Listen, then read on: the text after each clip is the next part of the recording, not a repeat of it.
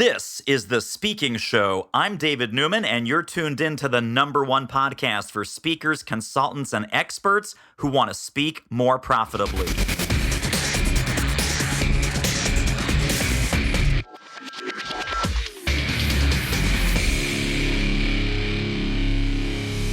Welcome, everybody. I hope that you've got your story straight, and if you don't, you are in for a treat. I am here with Lisa Bloom of story-coach.com. Hey, Lisa, welcome. Thank you. Good to be here. So we have so much to talk about. I think coaches and speakers and trainers and consultants get this wrong in so many ways. Tell us a little bit about how you came to this expertise of helping coaches, consultants, and experts share their story and use their story to market and to sell and to attract clients. And then we'll dig into the substance of that. But give us your backstory first. Sure. So I came out of corporate actually as a corporate trainer and corporate learning and development professional. And, totally fascinated by how the adult learns and particularly what happens in the classroom. And I found myself telling stories. I found myself just kind of spontaneously talking through, giving examples through story. And I noticed this unbelievable engagement and this unbelievable shift that was physiological when I began to tell a story and got super interested.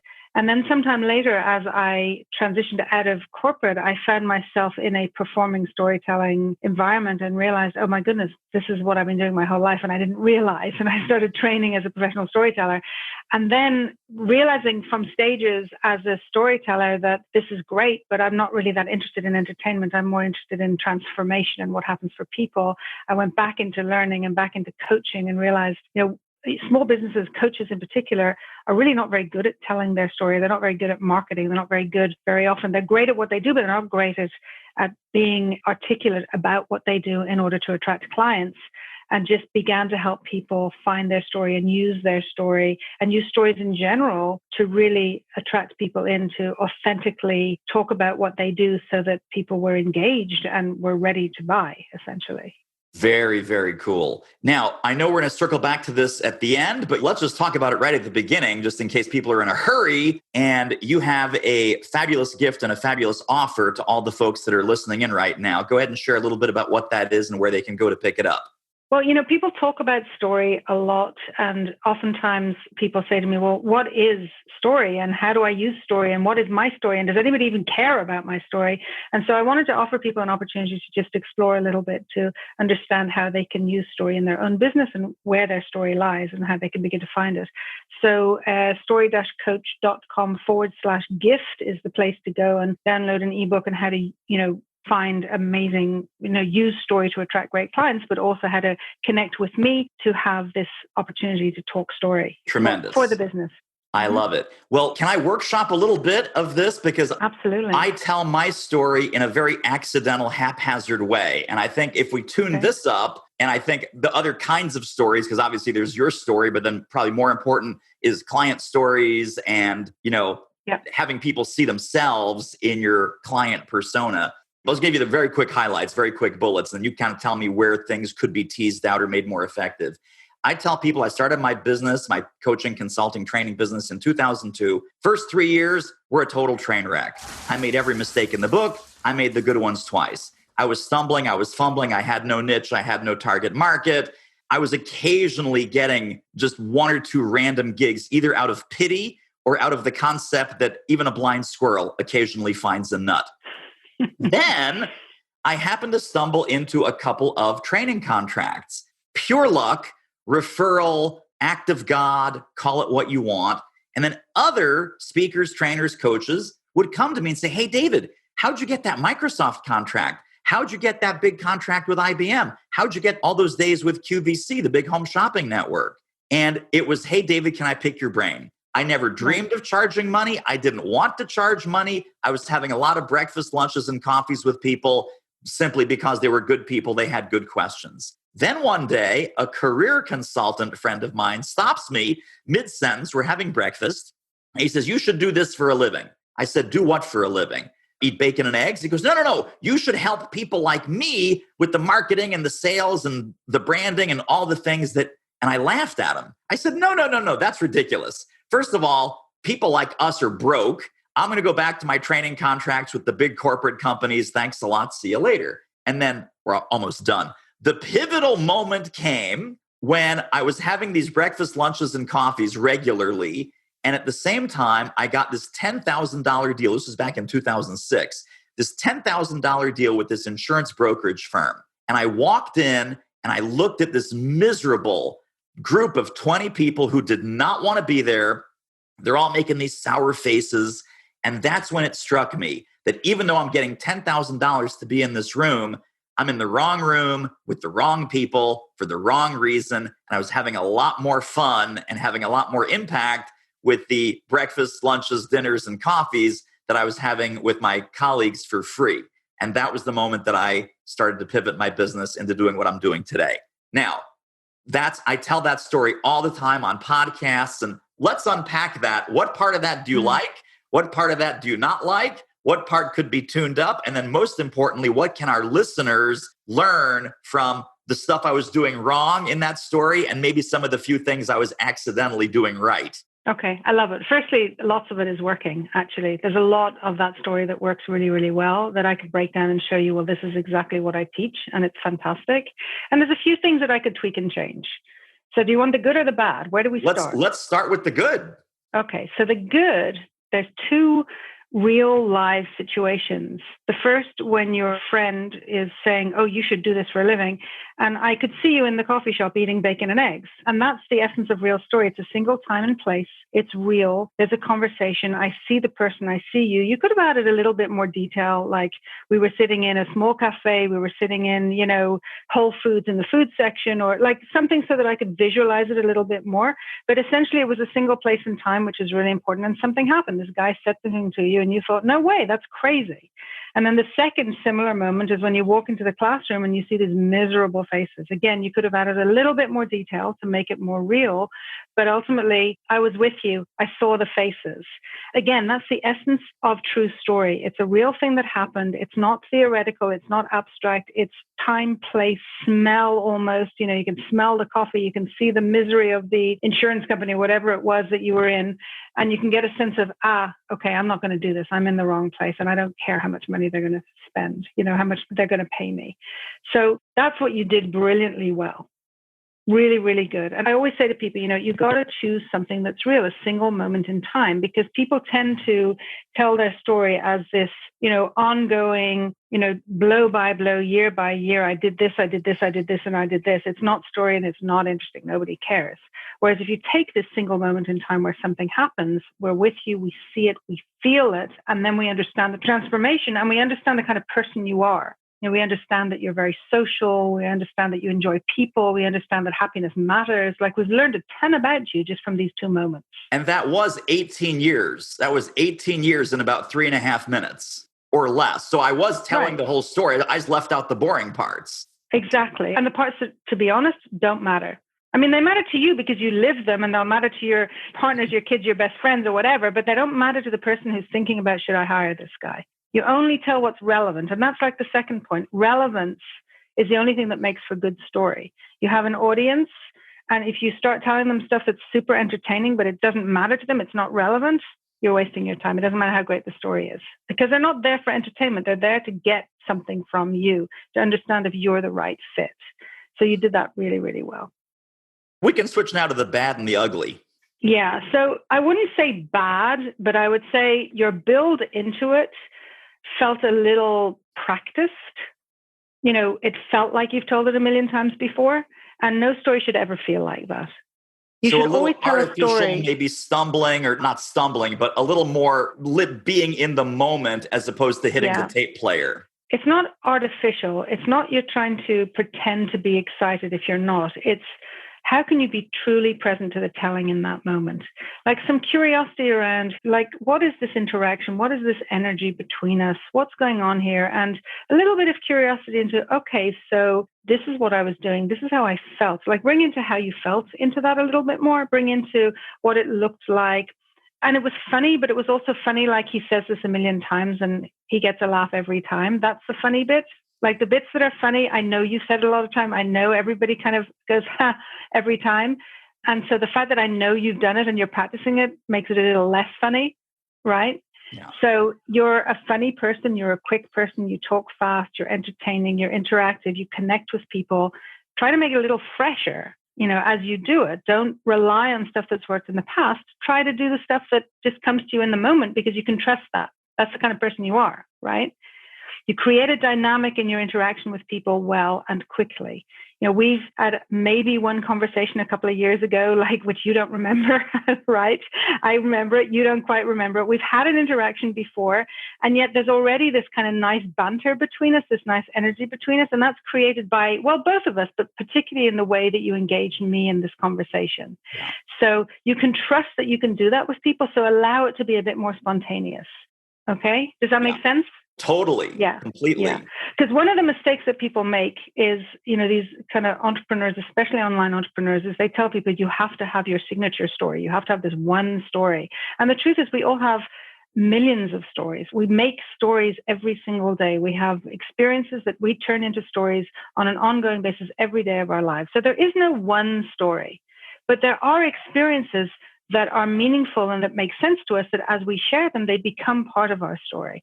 So there's no need to rely upon the one thing that I say every time I go to a podcast and every time I go to a speaking event, and everything I write always has to fall on that one story, that one moment. So even I would challenge you that you had these two moments, okay? You had the moment with your friend in the coffee shop, and then you had the moment in the insurance company when you saw these bored faces. I would suggest you've probably had at least 5 or 10 moments similar to that in your life in different ways. Try it out. Try using the other moments sometimes and see how that is. I tell a story about a moment that I had a realization in corporate that I was having to compartmentalize myself and it didn't feel right. I tell the story. It's a very powerful story. And people years later come back to me and they don't remember me, but they remember the story, right? So I'm not going to throw that story away. But I don't tell that story every single time I talk about how I ended up as an entrepreneur. I tell it at the moment that I feel like it's going to suit the audience, when I feel like I'm interested in the story, where I can bring the story in a way that feels fresh. And if I feel like, I've got to tell that story again, then it's not going to have the engagement that we're looking for. This is so, so powerful. I mean, people need to stop the car, rewind, re-listen to what Lisa just said about 3 times. And let me put a little personal spin on this.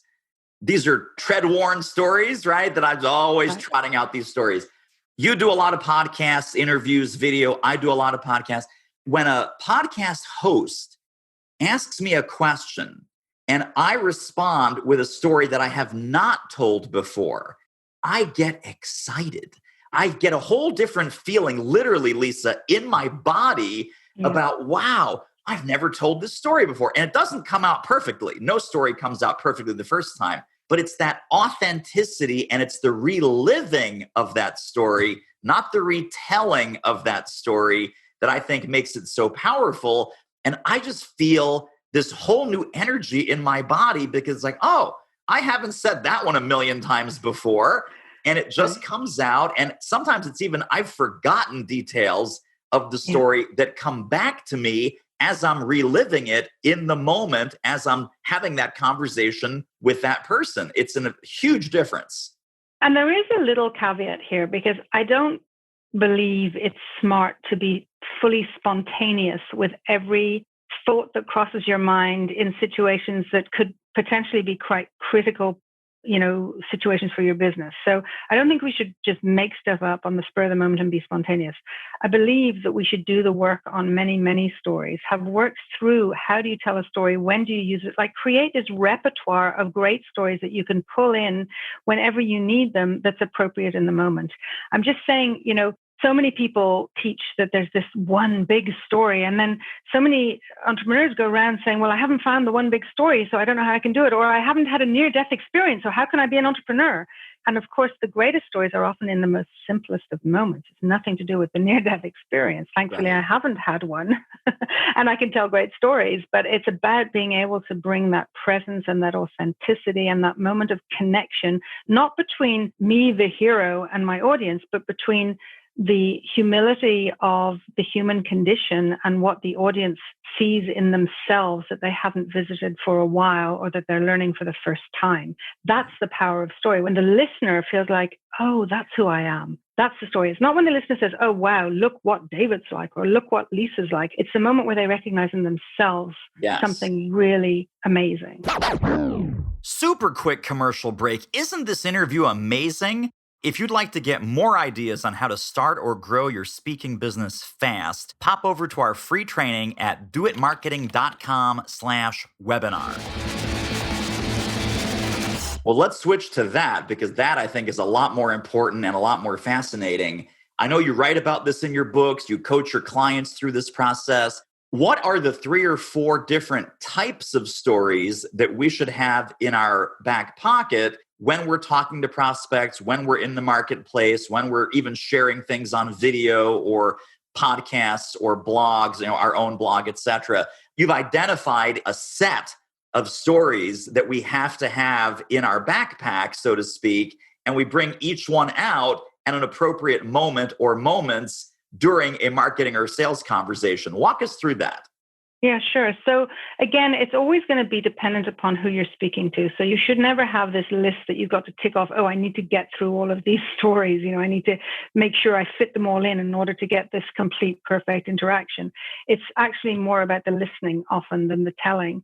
I just want to tell you a quick story that gives an example of this. And so I went to meet with the CEO of a company. I do quite a lot of corporate work. I went to meet with him because he needed somebody to do some coaching with him on his speaking skills.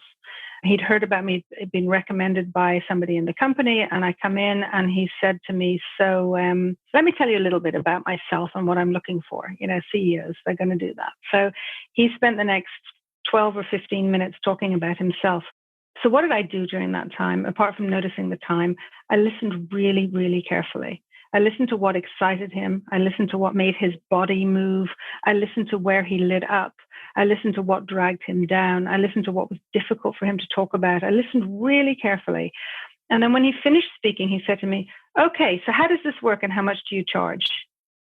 And I said to him, well, you know what, we can get to that, but I'd really like to tell you a little bit about myself first, if that's okay.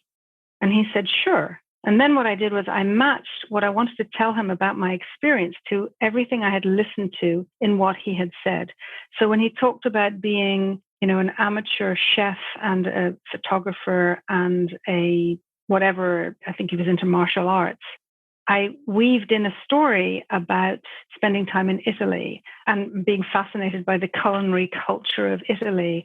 And I talked about having an experience with martial arts when I worked somewhere else and learning how stories work in relation to that particular life experience. So I could weave in the story that was real life experience, but match it with the things he was interested in.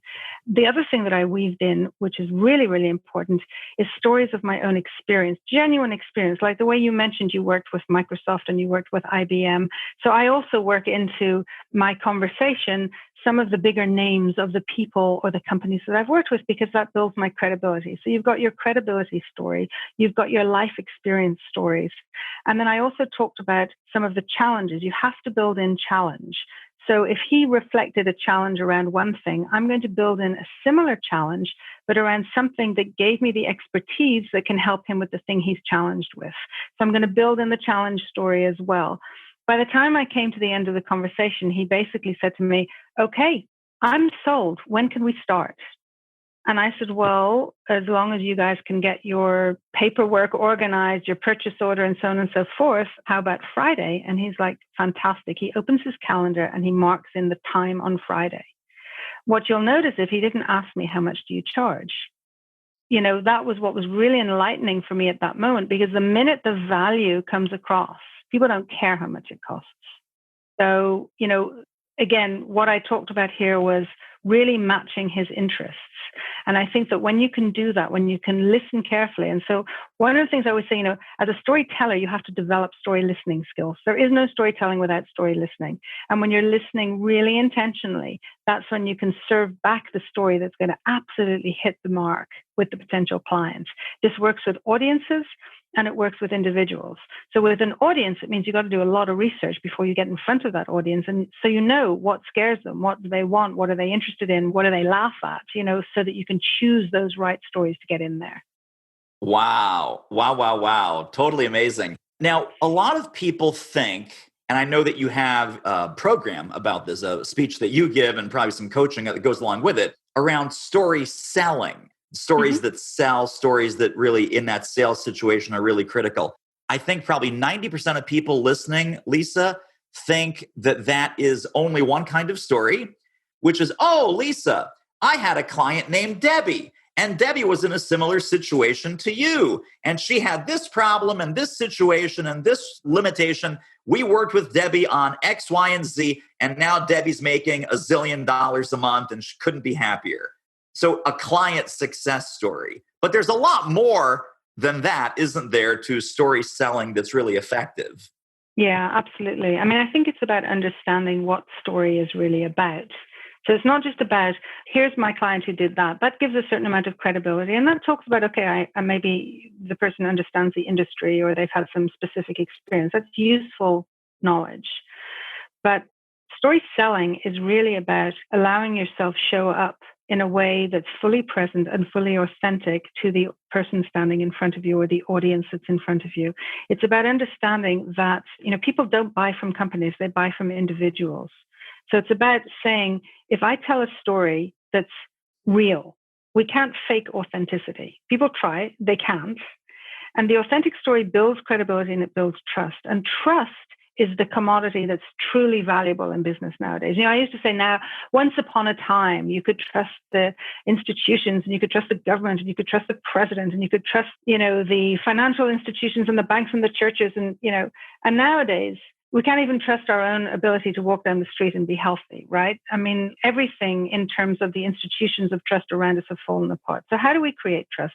We create trust by building authentic communication and authentic connection. How do we build connection? By not being frightened to share how you feel about something, by showing your emotional connection, what matters to you. And that builds the connection. That's the essence of stories that sell. It's building a connection based in the real stuff. Putting it out there, being able to say, yes, I understand where you're at because I've experienced something similar. Or I've worked with many people who've experienced something similar and I get that it sucks. I get that it's painful. I get that it's hard and I can help you. I think I can help you. It's not, I know I can help you and you'll make $50,000 overnight. It's, you know what? I think we can work together and I can help you. And what do you need for me to show you that I can help you? What do you need to feel safe in this situation? So it's a completely different outreach. It's much more human. It's much more about actually identifying with where the person's struggling and being able to speak to those struggles in a real way. And it's also about being able to turn around to a potential client and saying, you know what, I hear what's going on with you and I can't help you. But why don't you talk to this person or that person? Or I've got a colleague who's done something different and I can give you a referral. It's identifying what you can and can't do and knowing your own limitations, but also being able to stand firmly in your own strengths and your own abilities and say, yes, I can do this and I can do this for you and it will change your life. And I'm willing to take a risk to do that. I'm willing to go all out to help you get there. And it will be hard, but we'll do it together. I want to ask you about, because this is so fascinating, when we look at prospecting and these prospecting client attraction type conversations, a lot of marketing gurus will say, well, you need to have your buyer persona. You need to have the psychographics and the demographics and who they are. And, they're 37 years old and they have 2.5 kids and they have a 22-minute commute to work back when we had commutes to work. And that's who they are. Lisa, is there an element where you say, okay, well, that's nice, but that does not complete the picture? Maybe one way to do that buyer persona analysis is, what stories are these people carrying around? Or what stories are they telling themselves? So when they see your website, when they see you on LinkedIn, they have that resonance where, oh, Lisa gets me. Lisa understands exactly what I'm going through, and Lisa can fix it, to relate to what you just said a moment ago. So how do we analyze sometimes the stories that our prospects are carrying around, and how can we adjust some of our marketing or messaging even before we meet a specific prospect? How do we use that story selling to convey to them that we know what they're up against and that we resonate with them right when they read something that we've written? Yeah, that's a great question. And it touches on a side of my work that I think is at a whole different level. So there's two ways I want to answer this. And first, I want to talk about, no matter how many techniques and tips and skills and, access to whether it's templates or programs or coaching, whatever it is, no matter how much a person has, nothing will help them unless they can shift the story they're telling themselves. That's the work I do at the deepest level. If you're believing a story that you tell, which by the way, these stories are never true. If you're believing that limitation, until you shift that story, no matter how many experts you have to help you, you will not have a change until you've managed to shift that story. So to be able to get to the depths of that story and understand it and change it is at the core of any type of transformation. So that's really speaks to the deepest level of the work that I do. But in terms of what you asked around how do you create the right stories that are going to attract people in, is to really, I'm not so much interested in the demographics of my prospective audience based on, their age, their gender, their commute, or whatever it is. I'm interested in their space around the transformation I can offer.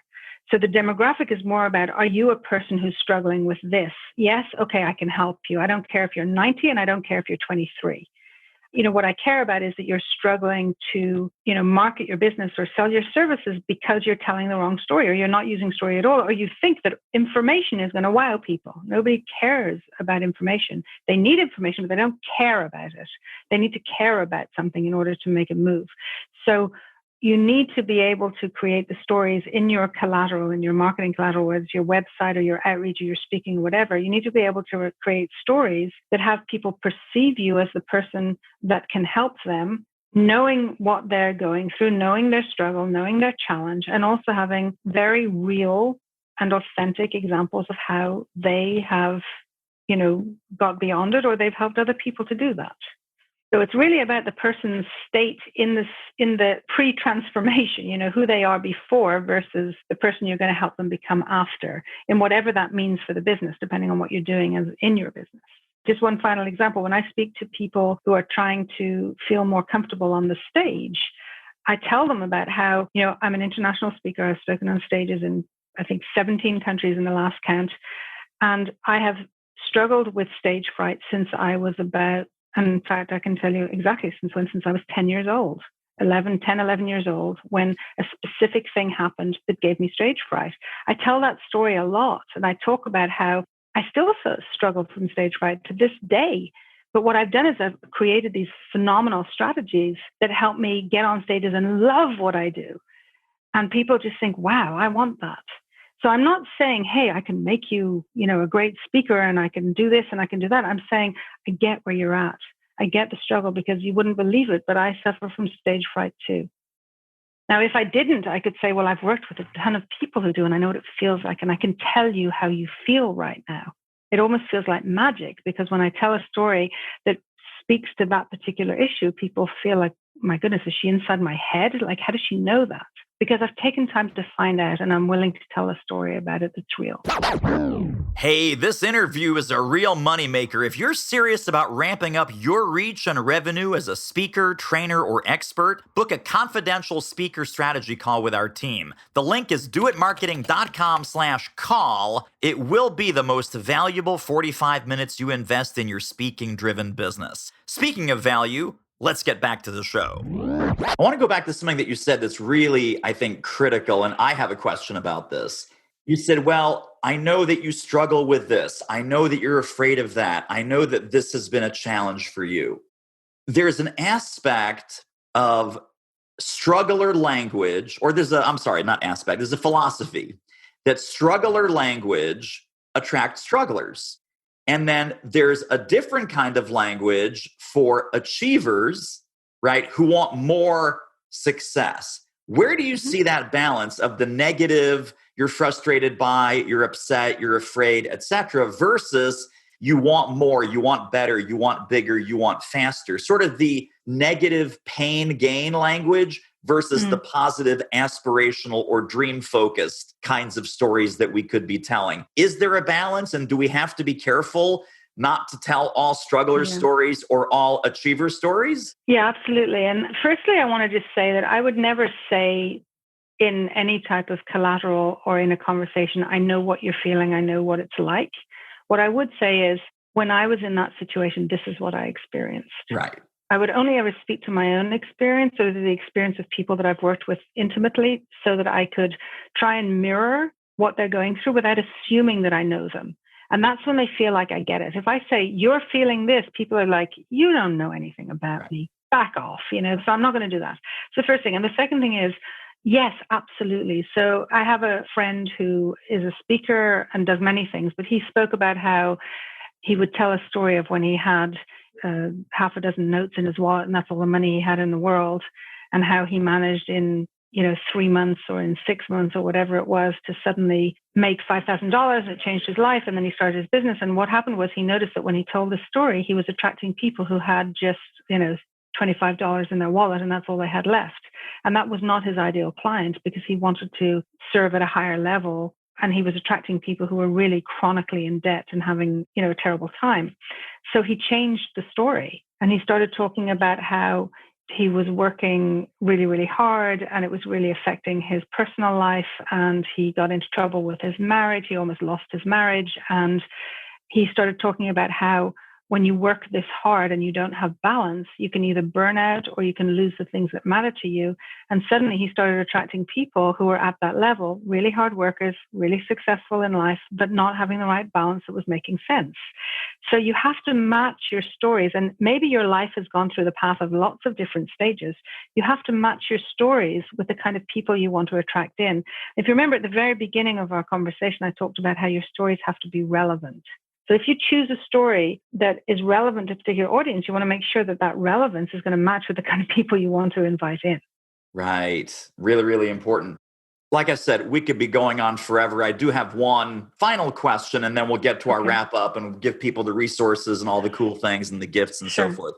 Let's talk about testimonials, because testimonials are a very specific kind of story. They are a very concise kind of story. And I know that a lot of coaches and consultants and speakers, they use the wrong kinds of testimonials, or they even ask for the wrong kinds of, the way we ask for the testimonial to elicit some sort of response, either in a video testimonial or in a written testimonial or a testimonial letter. They will say things like, Lisa came to our event. She was a fantastic speaker. Wow, was Lisa good? Or Lisa's my coach, and man, oh man, am I ever glad I signed up with Lisa. And it's like, what's going on? What's missing from those kinds of testimonials? And what are the best kinds of testimonial stories that you encourage your clients to get? Yeah, so your testimonial stories have to speak to the best results that you give to your clients, to your prospective clients. And so if you're teaching people to grow their list, then the testimonial has to say, I started with 50 people on my list and I ended up with 5,000. Or if your business is about helping people increase their revenues, the testimony has to say, I hired Lisa and I was earning $50 a month and now I'm on $10,000 a month, or whatever it may be. So the testimonial has to speak to the transformation, and very, very specifically, and if possible, in a way that is measurable. That's what it needs to be. And the truth is, some of the best ways to elicit a testimonial is to actually have a conversation like this that's recorded, and you ask people specific questions. And when they say, oh my goodness, my revenues increased, like I tripled my income last year because of you, you say, oh, that's wonderful. And then you ask more questions. And then you say, would it be okay if I took some of that video and I use it as a video testimonial? And they'll be like, yeah, sure, it's totally true. And then you can just chop it up and make a nice little testimonial video for yourself. The point is, it has to be specific and it has to speak to your outcomes, the things that you can guarantee, well, not guarantee, but you can create for people. So your best testimonials are not Lisa stories. They are the story of what that client experienced before, during, and after working with you, their transformation. Exactly. Nobody wants to hire me because I'm a nice person or because I was fun to work with. That's not what it's about. It's about, are you getting people results? And if you are, fantastic. That's the testimonial. Fantastic. Well, Lisa Bloom, 2 final questions here in our wrap up. The final question is to please remind people where they can get connected and stay connected to more Lisa Bloom brilliance. But even before that, if folks were to take one central concept from our overall discussion today about the power of story and the power of stories to build their business and get clients and just be a more effective coach, more effective consultant, more effective speaker, what do you hope that central idea takeaway might be? I'm so bad at saying one idea because I want to give you 3, but I will give you dispensation. Let me try to condense it as much as possible. One, Get rid of the idea that you're going to find one story that you can use from now till the end of time. Not helpful. 2, make sure whatever you choose to tell is absolutely relevant to your audience. Take the time to figure out what is relevant to your audience. And 3, find those pivotal moments in your experience where things really change, where you felt something, where things shifted and moved for you. That's the moment of story, and then build out the story from there. Brilliant. Now, the website is story-coach.com, but specifically, where can we send people to pick up their cool gift? What other links and resources can we share in the show notes directly under this episode at thespeakingshow.com? All of Lisa's links, all of Lisa's goodies will be there. Where can we send folks? Yeah, story-coach.com/gift. And the truth is, social media story coach, you'll find me wherever you are. Just reach out, let me know you've heard the podcast, and we'll start a conversation. And I want to hear your story. Fantastic. Lisa Bloom, thank you for being here. This was tremendous. We have to have you back. Thank you. Well, that wraps up another episode of The Speaking Show. Hey, tell you what, if you like us, rate us and review us on iTunes. Subscribe. Tell a friend. Go grab the notes and downloads and extras at thespeakingshow.com. See you next time.